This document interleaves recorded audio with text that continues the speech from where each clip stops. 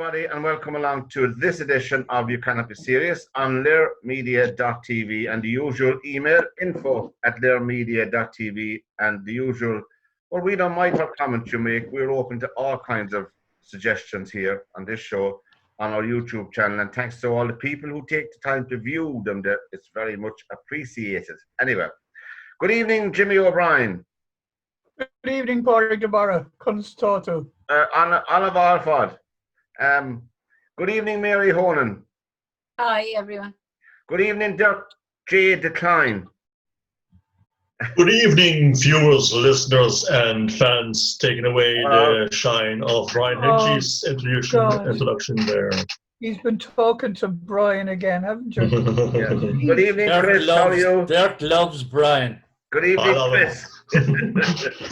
Oh, Melody Brian. loves Brian. Good evening, everyone. Good evening, Paul Sheehan. Good evening, you lads. How are you?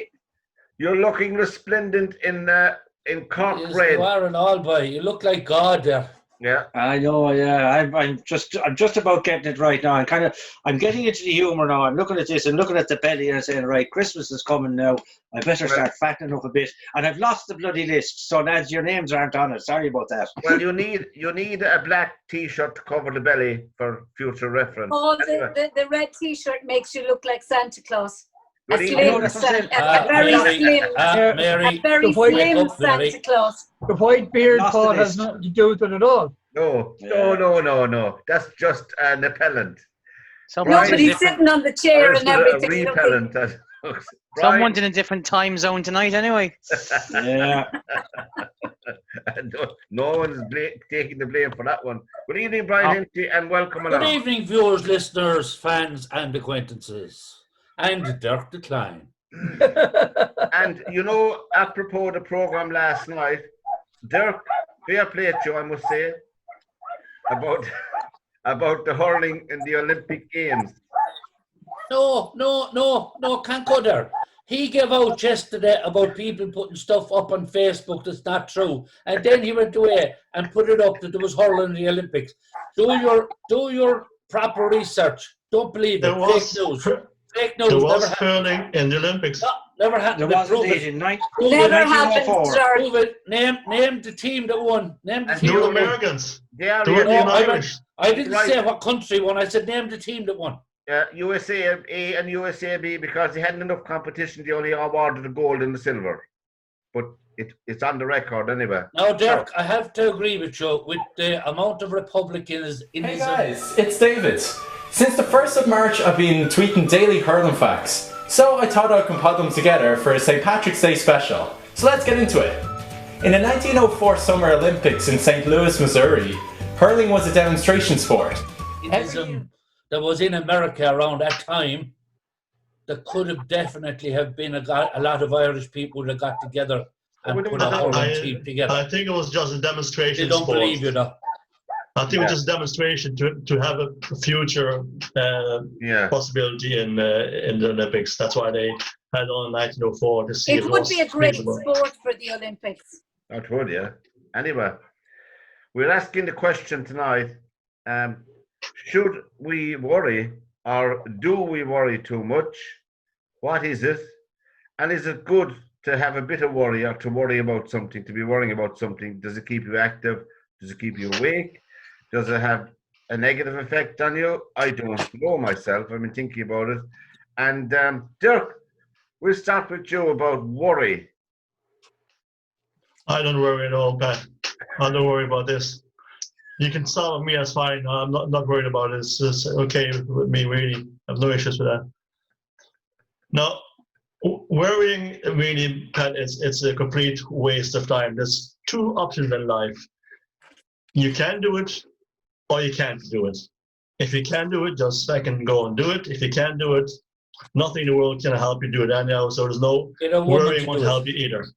So that's well, I think there's two options in life. You either can do it or you won't do it. No, you can or you cannot do it, Mary. I think you can do anything.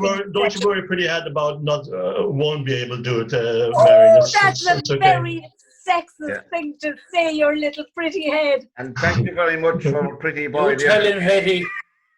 I'm the prettiest boy in the class. Mary, it's a damn sight of an improvement on the comment from the last guy that you were talking to the night I was on.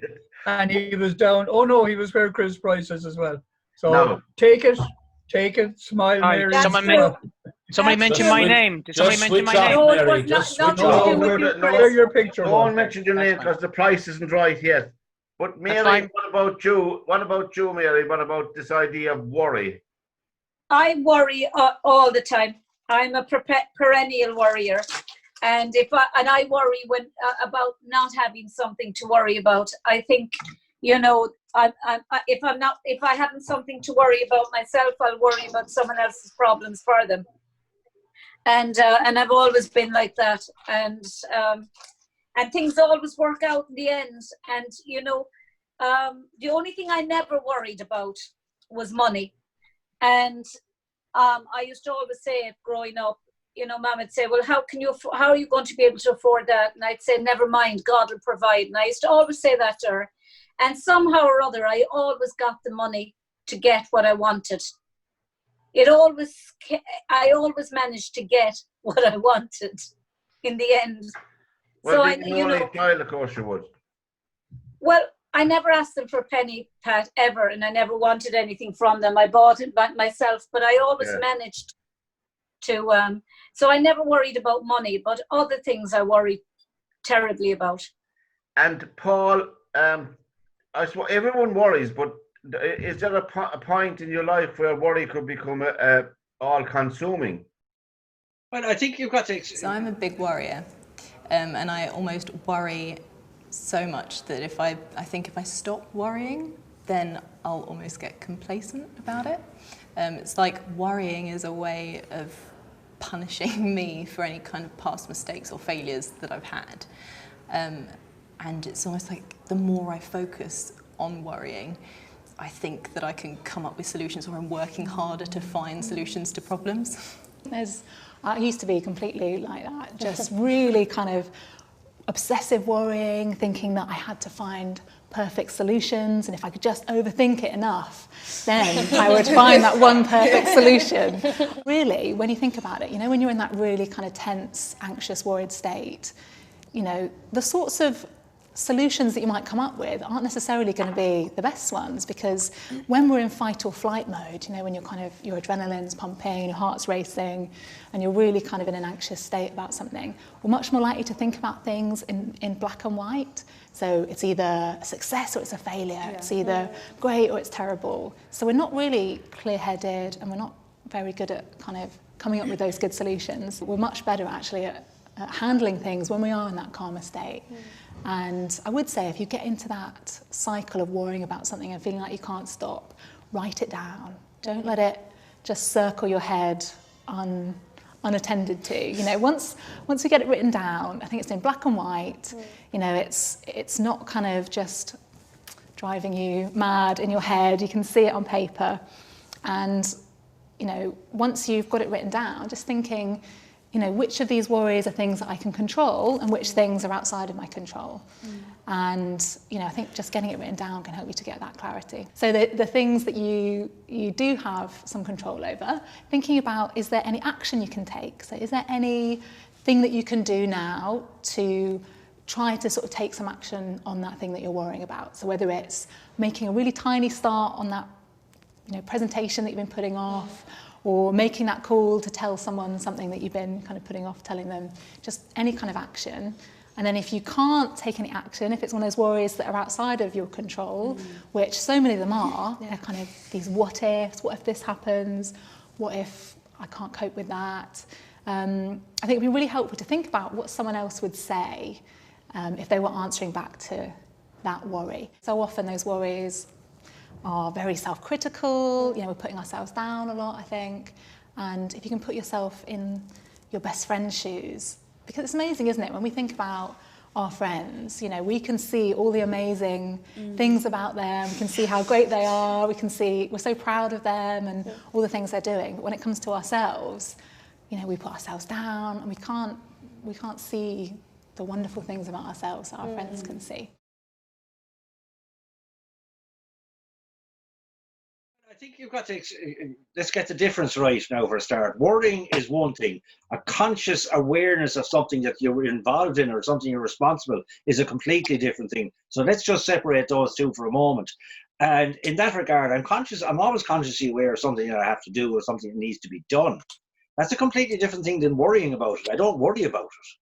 If there's something that has to be done and I am capable of doing it and I have the ability and the knowledge and the understanding to do it, I'll do it and just get on with my life. And this worry is a crock of rubbish from that regard. What most people mix it up with is a conscious decision to fret over something that they can't influence is one thing. And the amount of people out there that worry about things that they can do nothing about, that's ridiculous. That to me is a sort of is more like paranoia than actual worry. So worry itself it's only a 5-letter word that I just throw it out the window because it's of no use to anyone. If you can do something, as Dirk says here, do it. If you can't, accept it, get on with it, find something else you can do. And Brian, That's okay. do you worry, okay. Brian, about things, or can you let it go? If anything goes against my routine, I worry. I'm very routine. Everything I do is routine. And if something happens to upset that routine, then worry comes in straight away. Brian, that's not helpful to be worried. That's not helpful. It doesn't last very long.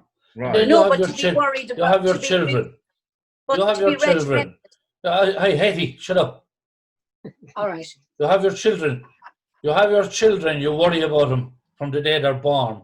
And then when you think everything is all right, what do they go away and do? They go away and have children for you to worry about until the day. And if you're old enough and lucky enough for them to have children, you just start worrying and worrying and worrying. And Jimmy, I know you don't worry, but I mean, if you could cast your mind back to a time in your life when you did worry a little bit, can it become? I would remember back to when I was very, very young, but the family GP told my father they were arguing over smoking, and the GP smoked woodbines. He smoked about 150 woodbines a day, never one out of his mouth. And he was always giving out to my father about smoking. And my father turned around to him one day, didn't think I could hear it. And he said, for fuck's sake, Miles Shelley was his name. Yeah. How can you tell me to stop smoking when you smoke all those? And Shelley turned around and said, Johnny, I'm fairly comfortable. I'm well off. The stress that you go through worrying about getting from one end of the week to the other will kill you a damn sight faster than my 80 woodbines a day will. And I always remember that. So I try not to worry, but I always also remember the wonderful old saying, God, give me the courage to change the things I can, the wisdom to accept the things I cannot, the courage to accept the things I cannot, and the wisdom to know the difference. So if you can isolate those things in your life, and let's not forget, like I started this little snippet, worry and stress kills more people than all your cancers and heart attacks. In fact, it causes more heart attacks than bad health does. So worrying is absolutely stupid. It's pointless. It does absolutely no good for you. But having said that, it's not easy to stop worrying. And Chris, do you worry about Waterford winning in All Ireland? And Chris, no, I never worry about Waterford winning in All Ireland. I know. Like I said, give me the courage to know, the wisdom to know the difference between what I can influence and what I can reasonably accept. Yeah. And Chris, that's like expecting fucking Molex to win the All Ireland Interfirm football competition. We're talking about worry, not miracles. We did it twice, actually. That's true, not miracles. Yeah. And Chris, I know that you worry sometimes that you mightn't have enough clubs in the bag when you're on the first tee, but that's not a real worry, is it? Yeah, but I can only use one at a time, Pat. So it doesn't make any difference if I have 14 clubs in the golf bag. I can only swing one. He worries more about his balls than his clubs. Yeah. Well, and when you say, Chris, you can only use one at a time. Shouldn't you be saying you can only hope to use one at a time. Oh, absolutely. I'd be self-deprecating when it comes to my golf. You know what I mean? Actually, I was in your neck of the woods the weekend. Are you? What? Yeah, I was in. I Scotty played Court? Fate. I played Fate Leg on the Fate Leg. Friday and Waterford on Oh, Saturday. gorgeous court. Yeah, lovely. Lovely Two place. brilliant courses. I thought you were going to say, do you remember that fella peeping over the hedge? But go on. Fate Leg. Anyway, what about this thing? Well, worry. See, we all look. It's okay for you, elder lemons, right? That you've gone. See, we have to keep working to keep you in the salubrious lifestyle that you have now become accustomed to, right? Lubrious. In your 17,000 pensions each. It's us that has to keep the economy going. You know what I mean? Pat's, look at it, Pat's so laid back, he's horizontal nearly, for God's sake. Look at him. The point is, it's us that do the worrying for you, right? Yeah. When I get to your age in about 40 years' time, I'd be worried. I wouldn't have a care in the world either, because I'd probably be surprised I got that far. But that's another story. But no, listen, we all worry. We all listen. It's okay for people to say you shouldn't worry. You know, we all do. We all worry about the next bill that comes in. I mean, to be honest with you, I'm worrying at the moment because I don't know if my wife has a job to go back to in the next couple of months. So there is that worry. It's as simple as that. Yeah. You know, Yeah. and you know, and it's just part of life. I worry about my son growing up. Who wouldn't? You know, is there going to be work out there for him in about 4 or 5 years' time when he hits the market looking for a job? Yeah. You know, so I mean, everybody worries. Anybody who says they don't worry now have gone past that worry stage because they don't have to worry about it anymore. But it's for the people like us and the people who are younger than me. I mean, I know, as you just mentioned, Molex. There's going to be a lot of people who can be worrying in the next few weeks when they lose their jobs in Molex and places like that. I think, James, people will work will change slightly, but I don't think work will go. I think a lot of people will opt to work from home. Mary, that's not the point I'm making. The point I'm making is it's not. This is where we differ, because I actually think the jobs won't be there, right? Because this is going to be a time, as I said this before, in the last few months, this is the time for companies to bury bad news. Okay, the likes of Molex made their decision about a year ago, and it's petering out. But you can see, and Limerick is a case in point.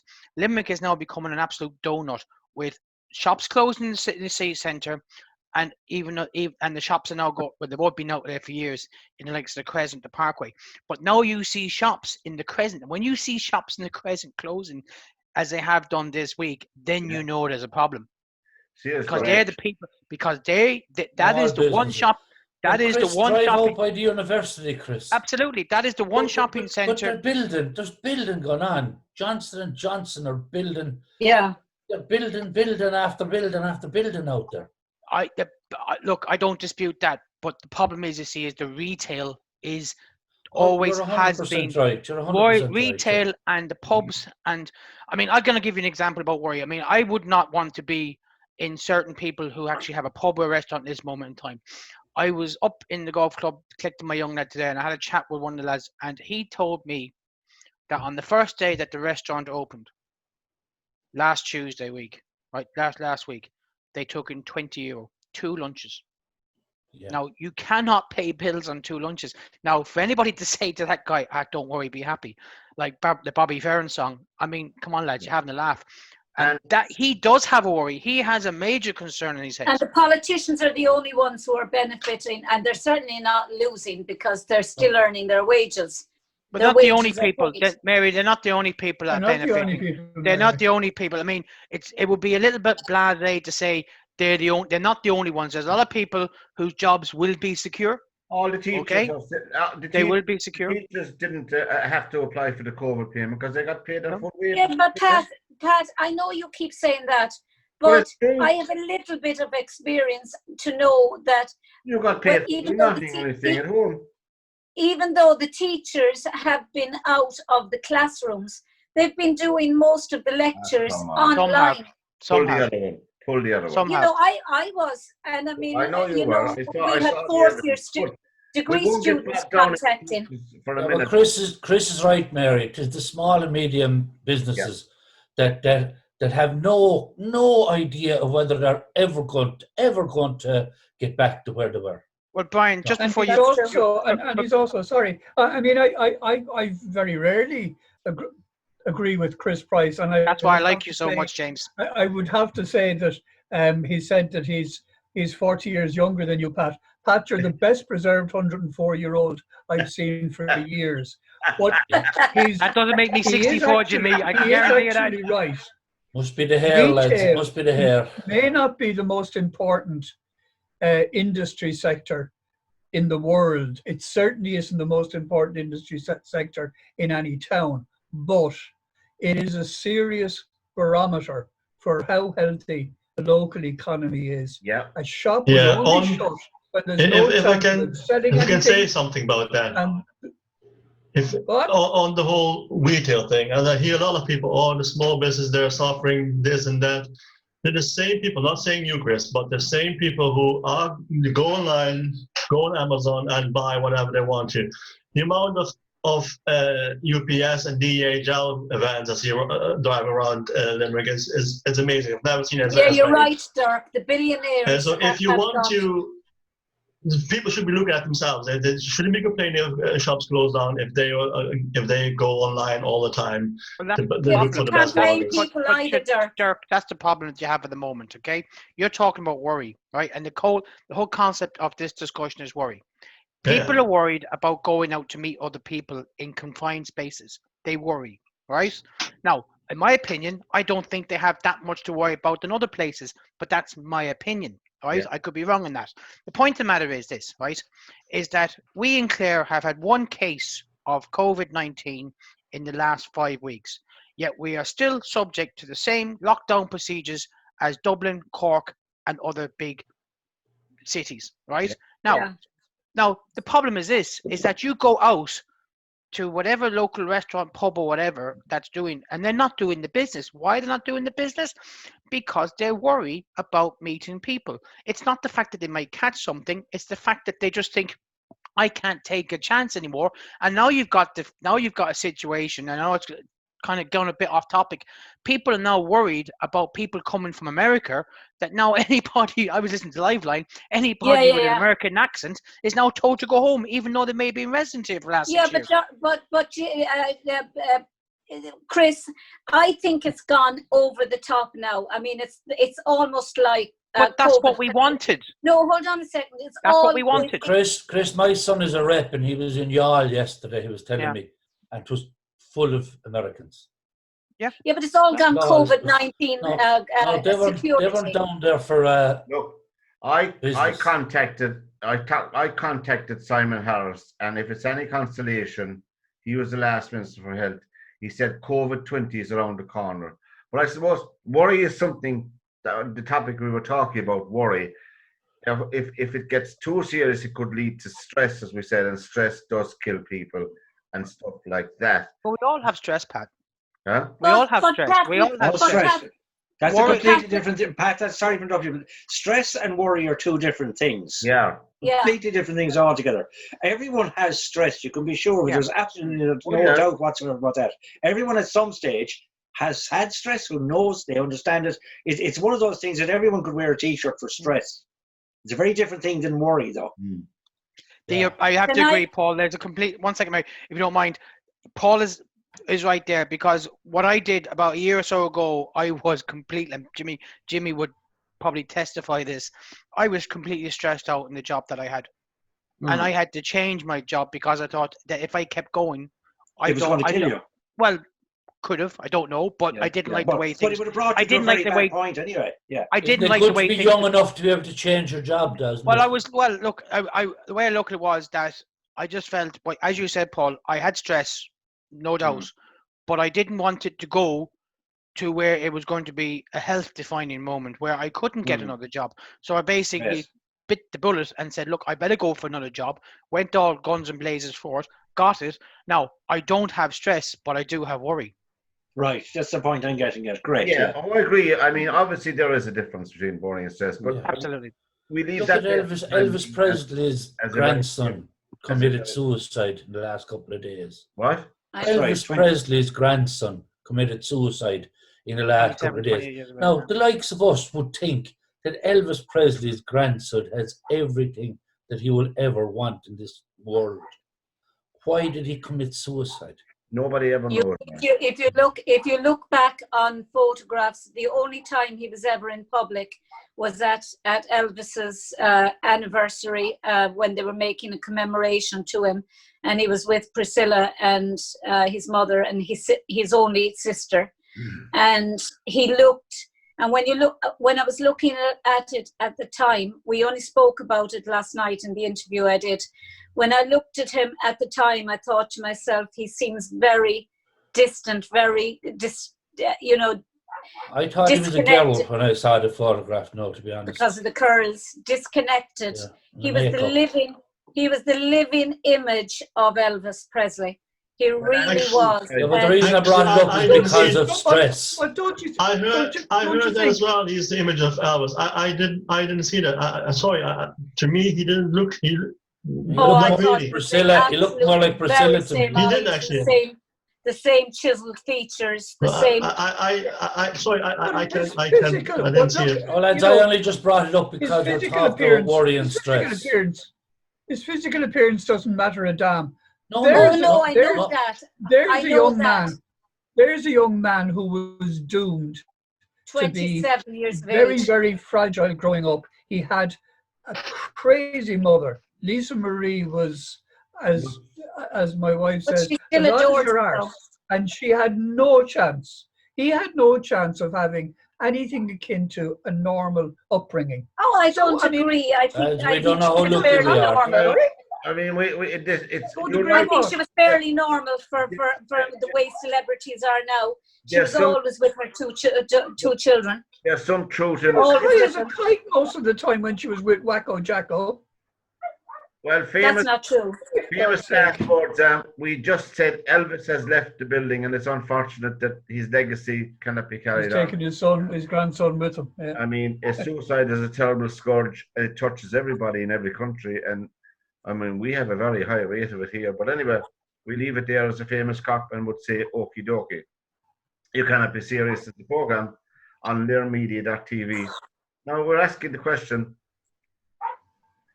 is the world today a safer place to live in for all of us? And I mean, a subtext to that would be, are there too many laws? Are they impinging on our freedoms? What brought that to mind was, when I was growing up, I lived 6 miles from the nearest civilization to me, which was Mallertown. I lived 6 miles out in the black, pitch black countryside. No public lighting on any of the roads. We used to walk in from our house, our village, into Mallet to go to the pictures and walk home at night, 6 miles, in the black, dark, without a care in the world. I don't know whether you could do that or not today. I don't know, girls and boys, but the world has changed a lot. So we're just asking the question, is the world really a safer place? Paul, what do you think?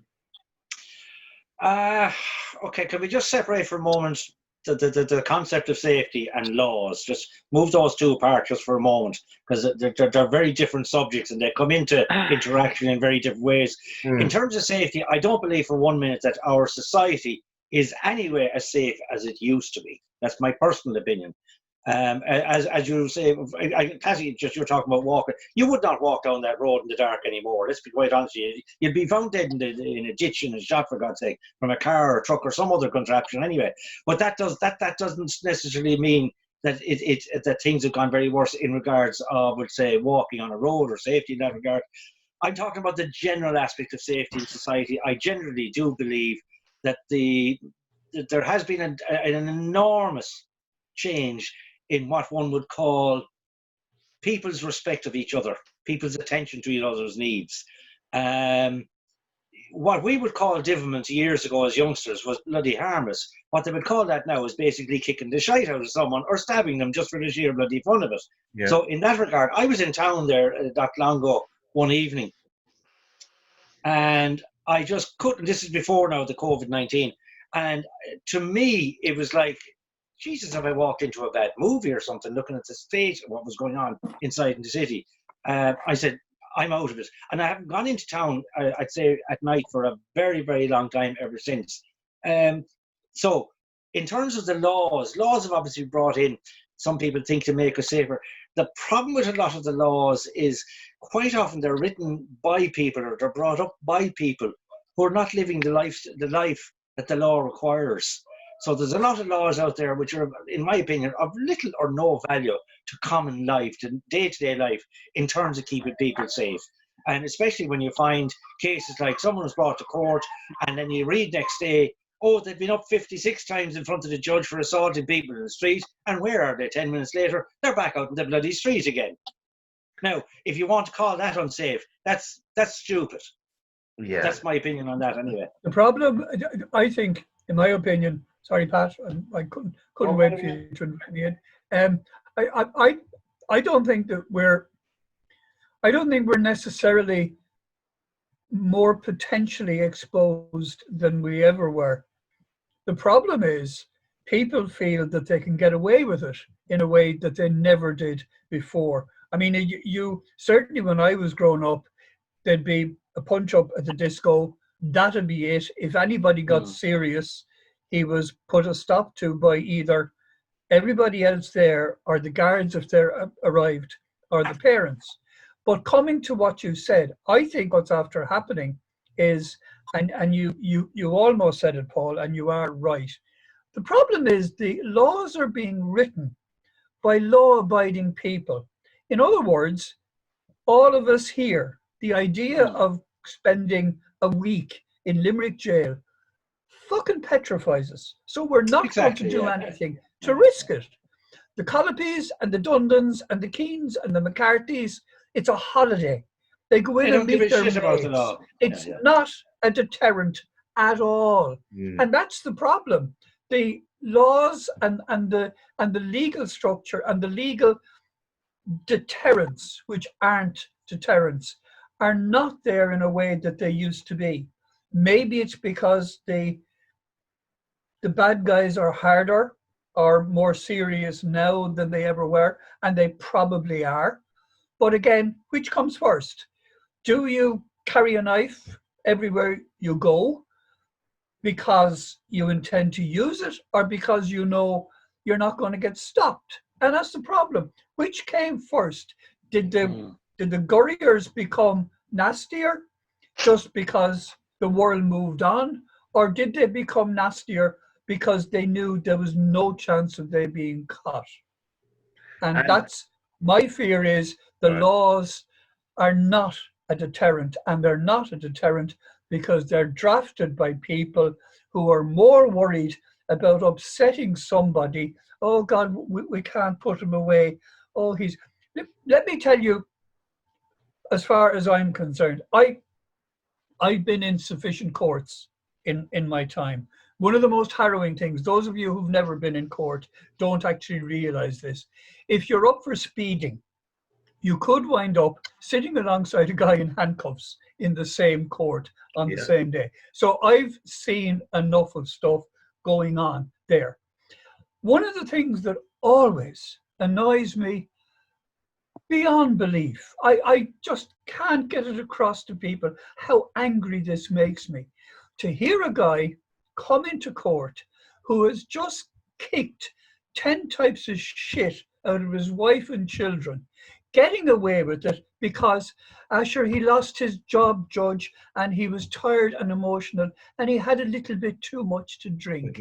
And the judge gives him the probation effect, the Probation Act. What I would do is I would say to him, fine, common assault gets you 10 years.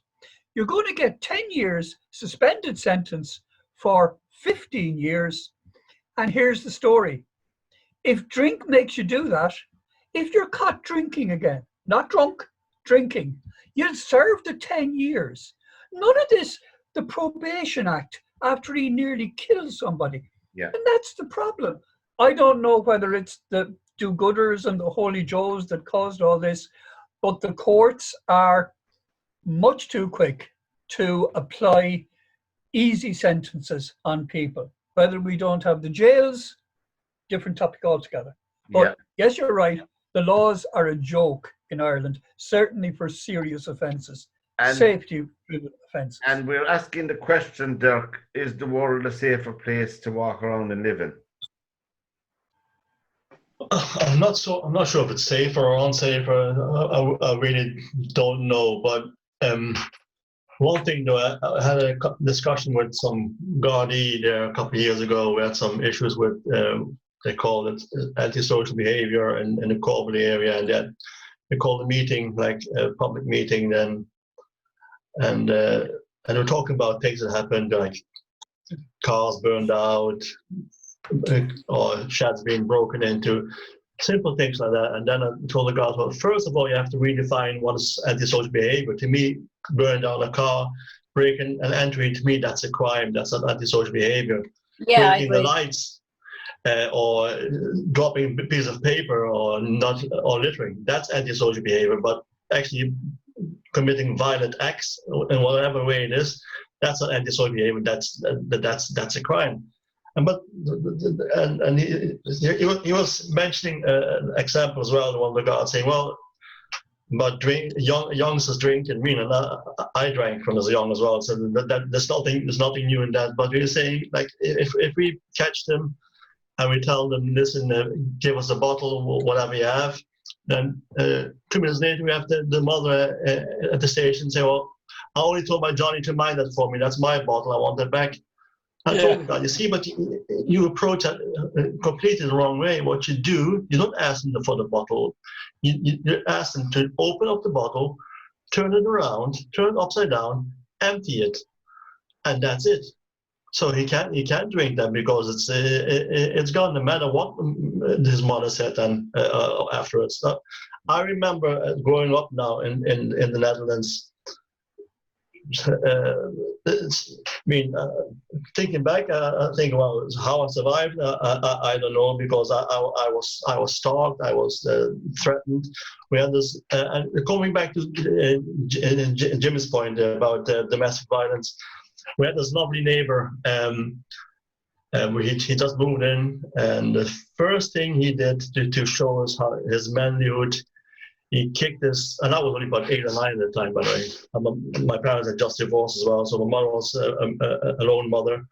So he kicked his wife out in the garden and threw the dinner in her face. And then he called my mother and he said, he asked my mother, would you cook a dog's dinner like this? My mother said, sort of kind of walked away. Yeah. And this went on and on, and he then started stalking us, the children. He went to the school we attended. He told the principal, listen, it's my kids get out of school or they go, as in like he wanted us to leave. Principal said, well, okay, goodbye, so we'll see you another time.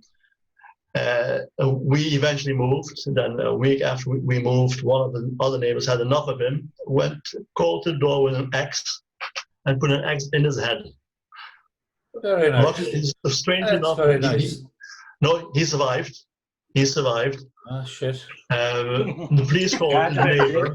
I was waiting for the movie of that to come out. No, the police actually called up to the neighbor.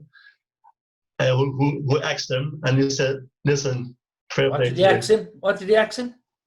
He asked him if his head was still there. But the police said, fair play.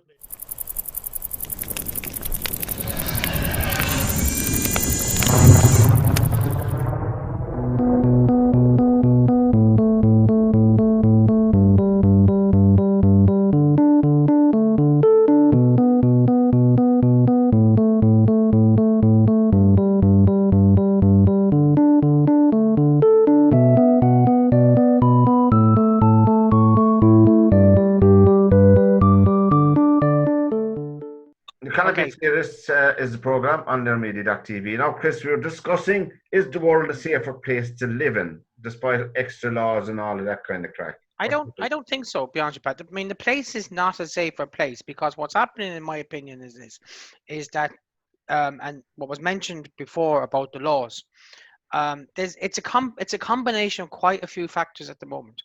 And I think the biggest thing is the lack of respect that's there these days. Okay.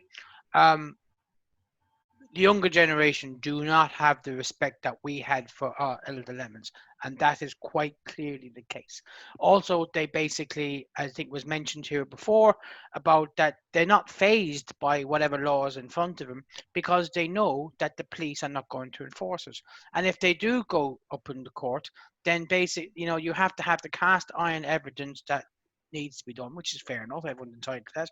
But even if the police do have the evidence, you might find a judge who decides, nah, I'm sorry, but this is my territory. I decide what this guy gets. And you do have a disparity when it comes to sentencing. I mean, Dirk mentioned about going to meetings. I mean, I've been to a few Garda meetings, what they call them, joint policing committees. Yes. And they're I've been just, on a few of myself, yeah. they are just a coffee, tea, and biscuit box ticking exercise. There is no other way to describe it. You get it is the only place that there's actually more guards than residents. It's actually over policed. It's over policed, right? It'd be probably like a GA match now in the next couple of months. There'd be more police than spectators. That's what's going to happen. And the problem is, you see, is that when you're talking to these people, you are seen to be an inconvenience. And I've had personal experience of that, where I am seen to be an inconvenience. They're not even listening, and you do become frustrated. And I remember a Garda sergeant saying to me, when you're at these meetings and when you come down to the station, you have to be calm. I said, it's very difficult to be calm when you are treated like an inconvenience. And he says, and you are basically saying, what the hell do you want now? When you do have grave concerns about certain things going on, they don't want to know. Maybe it's a new generation of police cadet that sees it as a job and not as a vocation. I don't know. I'm just confused about that. But I think, the point made about, do you feel safe walking down the street at night? Absolutely not. Absolutely not. If I was out for a pint now, I get a taxi home, and that's my hometown, right? Because you just don't know what you're going to come across. You don't know. Half of them are absolutely high as a kite, okay? And the other half are probably so drunk they don't even know who they're meeting in the middle of the street. And there is that kind of, ambivalence towards the laws of the land. And it just, I don't know. My main feeling is this, is that you talk about the laws, right? So here we have a situation now where you're on a bus now, right? And if you don't wear a mask, you're going to be fined $2,500 or you get 6 months in jail. Right. So I was in Waterford last weekend and I saw a bus maybe have 20 people. So say those 20 people didn't have masks, right? And the police came. What's going to happen? Do you think those 20 people are going to be taken to court and given 6 months in jail? No. What are they going to be on? They're going to be fined $2,500. Why? Because this country has always sought the finance before the felony. It's always been that way. It's always been a matter of, let's take the money. Don't worry about the 6 months or whatever. Why do you think someone has 56 different crimes or 136 different crimes?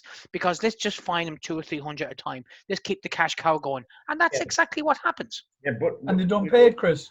They don't pay it, but we do. Yeah, but we were discussing. Don't pay the fine. We were discussing The other thing. Sorry, Pat. While we were having our little tea break there, that the Gardaí have lost the trust of the people. That's exactly what I'm trying to say. They've no trust. I've no trust. I 100% agree with that. But there is also something else, Pat. Yeah. The other thing that's there is that they are a cuter breed of tow rag than they ever were.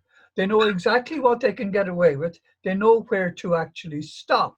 And the reason why the laws aren't enough is because these tow rags have branched into a different type of crime. And my cousin, who's a guard, we were talking one day about the McCarthys before they became the real criminal gang that they are now. And my cousin, I said, well, what do these guys do for a living? And he jokingly said, they terrorize people, right? That was a joke back in 1988, 1989, when he actually said that. But they're so cute now as to what they do. They take over neighborhoods. by terrorizing people who are there. They don't beat them up. They don't go around throwing bricks through their window, but your dog might come to a sticky end hanging out of a tree sometime if he barks at one of these families.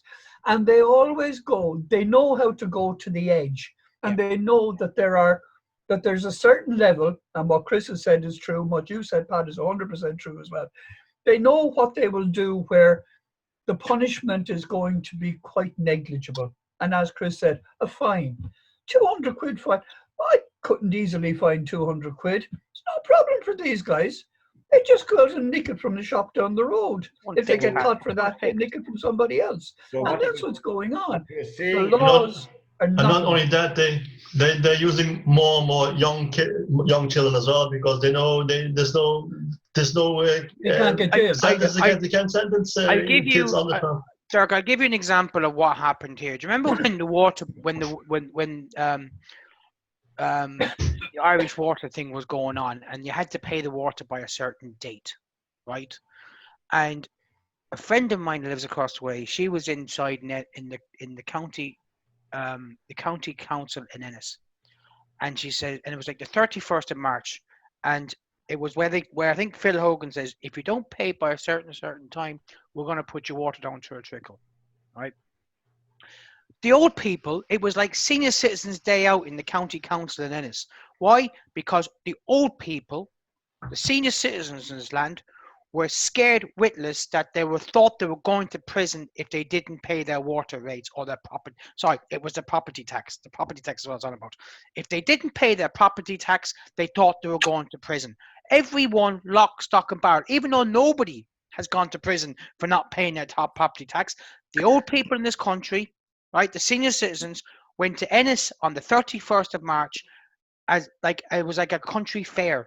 There were so many people out there. Why? Because they were scared witless. These are the ones that respect the laws, right?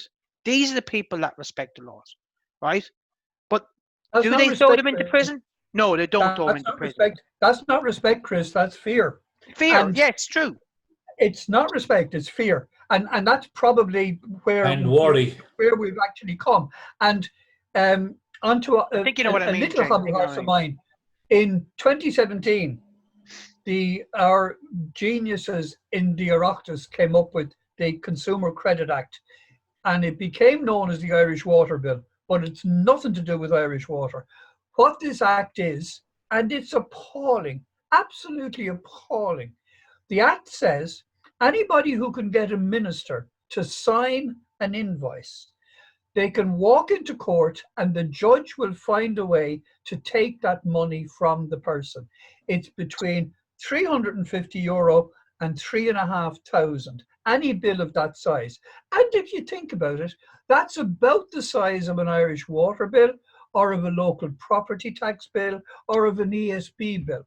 So you've got a situation here where people who are put to the pin of their collar, and they're going to be, as we said just a little while ago, they're going to be put to the pin of their collar more, are walking in, sitting in front, standing in front of this guy who's arrived in there in his Mercedes Benz on his 240 grand a year, deciding that this poor unfortunate old age pensioner struggling to make, himself and his wife are struggling to make ends meet, and this judge is deciding how much he's going to stop from this guy's social welfare.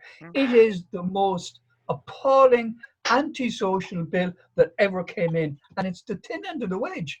And all that's going to happen is that people running businesses now, they only have to know a minister, and they don't have to worry about credit control. And they can for do people who are loans not or familiar with it, like. you can look at the YouTube video. Mary, did you want to say something there about the we're living in society today? Is it a safer place to live in? Well, I thought you'd forgotten that I was actually here. Hi, Mary. Yeah. How could anyone ever forget you, Mary Hon? Is Mary coming in today as well? Well, she said she would. Now, did you give Mary the codes, Pat? Did you? I did, yeah. I think she's here. I think she's. But you haven't got a sister, have you? But we're saying, are the laws? Have we too many laws without common sense, Mary? No, I mean, I just think it's all shocking. What's going on? There's no discipline. There's no. It all comes from the home, as someone said there earlier. So long ago in this conversation, that nobody has respect for the Gardaí. They've no respect for authority anymore. Before, the guards would go into a pub and they'd clear out the pub. I know one particular guard who was known, actually, there was a poem written about him. He was my ex-fiance's father. A poem had been written about him, how he went into a pub in Kerry and just cleared the pub out single-handedly. He was a big sergeant. And he just brought them out. No need for a gun, no need for a weapon, just his hands, dragged the two of them out and cleared the pub. And, you know, and they were the guards as well who actually went and used rationale and said to youngsters, don't do that again, don't do this again. They knew what not to put pressure on people for stupid menial crimes or menial misdemeanors that come up before the courts, and the wrong people are fined large sums of money. Small sums of money for many, but large sums of money for them. But there's no discipline nowadays. If a teacher, you see in America all the time, if teachers actually stand up to students or put the students outside the class, they're sued. We've gone so litigious now that everything has reversed, and the student now has the power and the teacher has none, or the person in authority before has no longer got the power. I mean, Gardaí can't arrest. They have the right to arrest youngsters, but as you said when you interviewed Cian O'Carroll, the lawyer, yes, they have the right to arrest, but why aren't they? Why aren't they arresting people for cruelty to animals? They don't want to do the work. The guards don't want it on their doorstep. I'm telling you now for a fact. I'm telling you this for my own personal experience is this, that we are seen as an inconvenience to their jobs. And it is, policing has changed so much in the last 30 years. Yeah, I think though. I don't agree with that. I think. Oh, it has, James. Oh, come on, Jimmy. Jesus, Jimmy, come on. Chris, the guards are, hang on a second, There's no community guards now. The guards are not doing it because they know they're wasting their time. The guards are Exactly, just seen as Jimmy, revenue exactly. commission. Community guard like there used to be. And he's sneering at you outside. The guards They're- are now. Can I just say one thing? Actually, Mary, you made a good point there earlier about that guard at Kerry and his physical side as well. Now, some of the guards you see nowadays, they're tiny. They have no physical presence. I asked one there a couple of years ago. He was whatever 5 foot or whatever. Say tiny thing. I said, what if I decided to go crazy and go mental on you? What capacity do you have to stop me physically? He said, well, none. So I mean, but that's political correctness as well, Dirk. But that's what I mean. And that's what I mean. There should be some kind of physical presence there as well. You shouldn't be here there. Dirk, I'm 4 foot 10, and I want to win. Sorry, James. Sorry, James. Right here.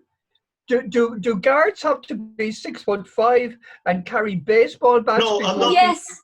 Yes. Yes. Well, they don't. They can't have it all ways.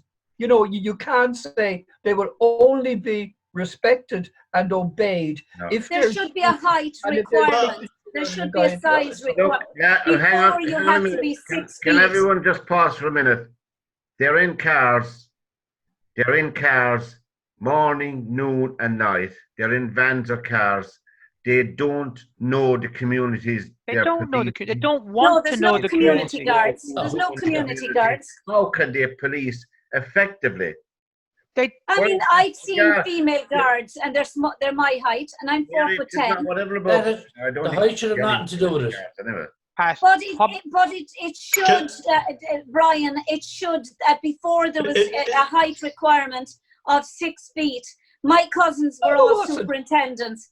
They all met their height. I couldn't be in the Gardaí because I was 4 foot 10. That's fine. Did you ever see There Bruce was- Lee, did you? There's 5 no foot fear. 6 There's no and fear of 5 the foot guards 5. now. I remember one time, and this was over in the Netherlands now. I walked in the petrol shop to get a bar of chocolate, and these 5 cops came in. They were all motorcycle cops. They were massive.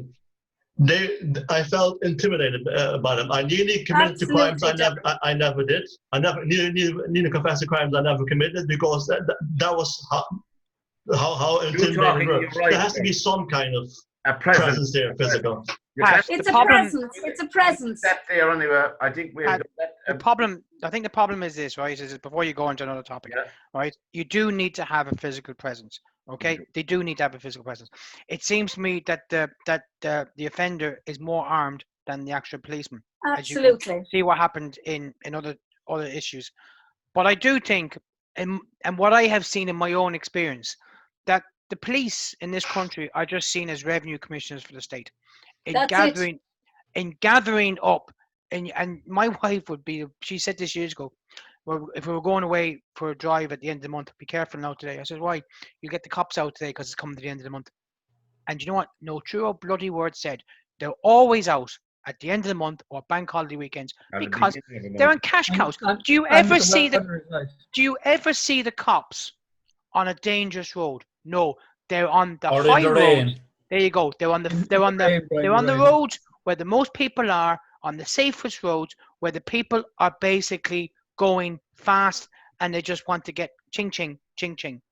That's it. And Brian, do you want to say something there? Just the last word on it. I was up in court twice in my life. I was up in court, both times for drunk and disorderly. And I was in the court below on Ennis-Diamond back in the 70s. And I was in there. Judge was there. The court was crowded, and there was a big sergeant standing up at the back door. And this fellow opened the back door, and he just walked in, and he spotted a fella he knew. This actually happened, no lads. He spotted a fella he knew over in the corner, and he shouted over, Johnny, I got you that. And if he did, the sergeant turned around and gave him an unmerciful belt in the back of the head and grabbed him by the collar and threw him out the door. And everyone saw that. Judges, the whole lot. But that's the way policing was. Now, the poor guards can't. And we've seen it. Can't, but they don't. We've seen it in America. I think the media doesn't allow them to do it. Pat, can I make one very quick comment? Point on this. We're all talking about being afraid of the guards, okay? Can I just make one statement? I have never, ever been afraid of any guard. No guard has ever intimidated me to the extent that I was going to fall. Until I was down with Carly, Chris Price knows who it is, and the Garda Emergency Response Unit were getting some polo shirts printed for their golf society. And there were 2 guards down there with their 6-hour pistols on their hips, and I was bricking it. So that might be a topic. Would guards walking around with pistols in their holsters, would they intimidate some of these? Well, anyone, because you're depending on them being able to control themselves and not being trigger happy. Now, you cannot be serious as the program on learmedia.tv. Time is flying at lads. learmedia.tv and info@learmedia.tv is our email, and check out our programs on our YouTube channel. Is vinyl still the king for a true authentic sound for your music, if you're into that kind of thing? Is vinyl the true, as opposed to your CD? Well, you don't have tapes anymore, but I have a collection of them myself. But vinyl is the thing for me. What do you think, Brian? Have you a vinyl? Not at all. I had vinyl on the floor years ago. We called it lino. That was the nearest I ever got to vinyl. If I want to listen to a song now, all I have to say is, "Hey Google, play the Wolf Tones," and that's it. I know nothing about vinyls or go on to someone else. No wonder, Brian, you were done for being drunk and disorderly. Yeah. There's no chance they can come back and catch me for that again, now, is there? No. No. No, Right, no. okay, That I'm grand. courthouse is Is closed that anyway. double Back to the indemnity? limitations. I enjoyed myself both Pat, times. can I, as you know, am very, very fond of my music, and I'm very, very fond of vinyl. But I believe that this rubbish about how vinyl is the only way to listen to music is driven by the fact of the cost-cutting, penny-pinching way that they make CDs. It's the bit rate that they record them on is wickedly untrue. So if you want to try it, just as proof, you can download music on the web. Most of it will come down at 128 bits per second, which is what you'll hear on the radio. But you can download it at 320. And I defy anybody to tell me the difference between a track played at 320 BPS and a track that's played on vinyl. The only difference will be you won't hear any scratching on the, you won't hear any degradation in the. It's But do you still nostalgia. like- do you It's still not. like- It's, do you still like listening to music on vinyl? yeah, it's nostalgia, Pat.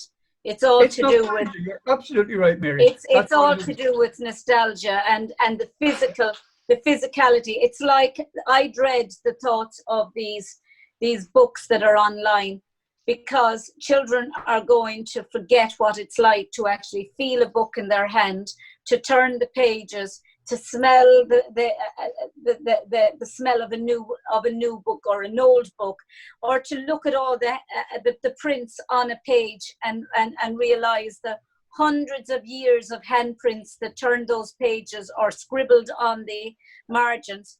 All of that will be gone in no time. You have 10 minutes remaining, and the same with the vinyl. You have 10 minutes remaining. Yeah, We're back. yeah. Would you go away and pay the fucking premium? And for God's sake? and Dirk, do you We like have to listen to tickets. do you like to listen to your music on vinyl? Yeah, but I like to listen to music. It doesn't really matter what format. And this whole new revival of vinyl, it's one big marketing scheme, really, based on nostalgia. CD Look at the price. or vinyl for best sound? Oh boy, here we go again. It comes from Matt in Europe. Come on, Matt, that's a big place, Europe. Hi, Paul. Don't worry. Oh, good. I'm not going to ask which one sounds better. Yes, thank you. We've been through that way too many times. I'd like to know how much one has to spend on either of the two systems so to reach about the same results in terms of playback quality. If I spend $1,500 on a CD player, or $3,000, how much would I have to spend on a turntable to match the experience? Typically, a phono preamp needs to be thrown in, so in the real world, one would have to ask whether the money is better invested in a CD player or a turntable. Well, I'm not sure that's a fair comparison. Here's why. Yes, if you're going to play turntable, you're going to need a phono preamplifier or something that can amplify that. And if you're just comparing it to an off-the-shelf CD player with a built-in DAC, then I think you're going to be better off with the turntable solution if you're willing to put in the time and you have the skill to set it up properly. I would prefer to position this a little differently. Let's imagine that we have a turntable phono preamplifier of some decent quality, and we have a CD player and a DAC of decent quality. Now we have somewhat of a match. Okay, does that make sense?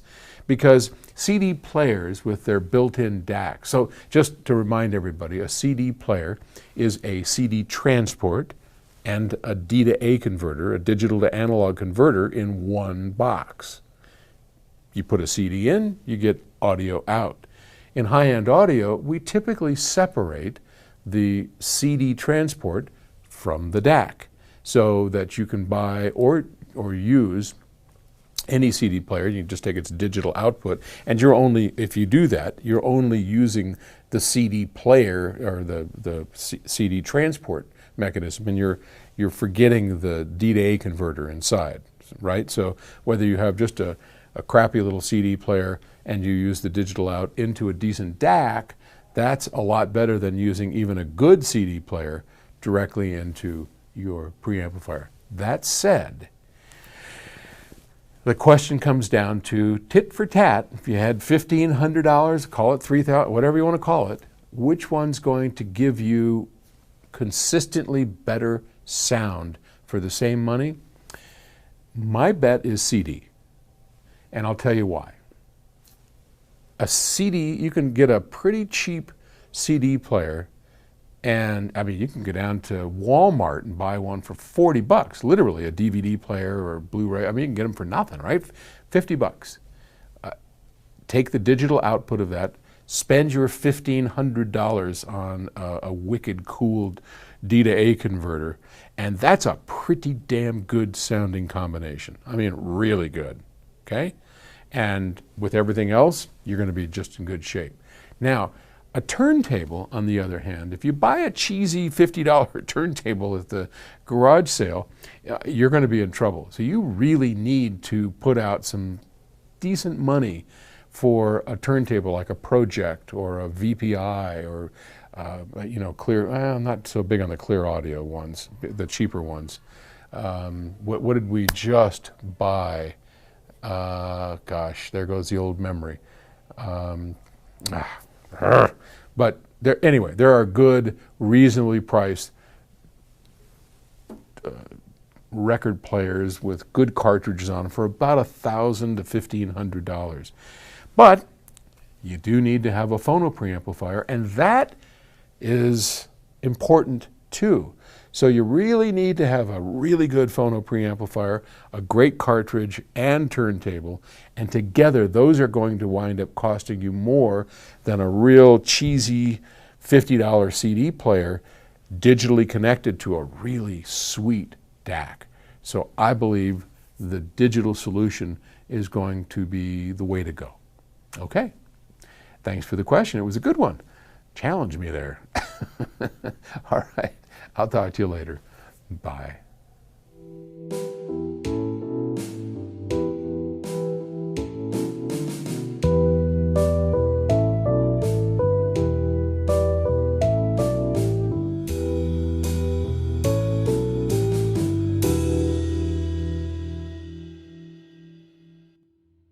Based on nostalgia, look at the prices of at the moment. 30, 40 quid for a vinyl. We never paid 30, 40 quid for a vinyl before. That's for the It player should be as well cheaper now. than they were before. It's gone about 10 times more expensive. It's all a marketing scheme. That's what it is, really. And Chris, what about you? Well, I was going to, pardon the pun, turn the tables on you, Pat, and ask what was it like with the old gramophone for you? What's this with this young and old thing tonight? You know, his master's voice, yeah. There's only one person bringing age into it tonight. That's exactly. Coombs, there's a name for it now. He was all the rage in the wind-up. Who? Hans Coombs. I've been combed for the last 14 weeks. He was a wind-up merchant, was he, Pat? And my mother side had a box of vinyl, and it was all Hans Coombs. I thought he was the greatest thing since the slice band. Who was he? A wind-up merchant. I never even looked up who he was. He used to play the piano, and every tune sounded the same. But the sound... You do know, Pat, that under the racist laws, the use of the word coon is seriously frowned upon. Very, very good. No matter what the context is. It's okay. It was great for those vinyls to put the old cat up on top of them. Do you remember do that? And the old cat starts going around. The vinyl gives an authentic musical sound. I prefer the DVDs today. I mean, the cassettes were all right, but DVD seemed... No, I mean, I'm not going to go into the technicalities of my learned friend to the right. No. I mean, he knows more about it than I do, and I wouldn't even go... I'm not... When I know I don't know anything about a subject, I'll stay way aware. So when Jimmy is quoting figures left, right, and centre, I'll defer to his better knowledge. But to me, the DVD sounds of today far better than the itchy and scratchy show. Yeah, and Chris, I would also say, to hear people saying things like, "Oh, the vinyl is a much more natural sound." I don't know. In an auditorium with the artists up there on stage, that's the natural sound. The original recording was to tape. Vinyl was just a cheaper way to get it out to the population. tapes became cheaper still, CDs became cheaper still, and now, because they run their course between Blu-ray and all of the other stuff, as Dirk says, 100%, it's purely the record industries, the Sonys and the HMVs of the world looking for a way to push product into record shops. I don't. That's all about. I like to see the sleeve of whether it's a CD or a DVD or a vinyl. I like to read all the little nuances of the music, who played what and who did what and all of this, rather than say, Alexa, play me. There's a place for that too. Oh, Jimmy, here we are. Here's vinyl coming out now. Before we finish off, Jimmy, you're going to show us a nice vinyl. Finally. Great music, right? Imagination from the 80s. Are you going to tell me that's going to sound good on vinyl? Who is it? Well, can we use it? Can we use? Or the three birds? Can we use our own imagination on that one? Very good, Chris. Anyway, lads, I was a point over everybody. We've run out of time, and hopefully we'll see you all again very soon. So from Jimmy O'Brien, from Mary Honan, from Brian Hinchy, Dr. Klein, Chris Price, and Paul Sheehan, from your host, to meet again. Good night and good luck. Slán a bhaile. Slán a bhaile.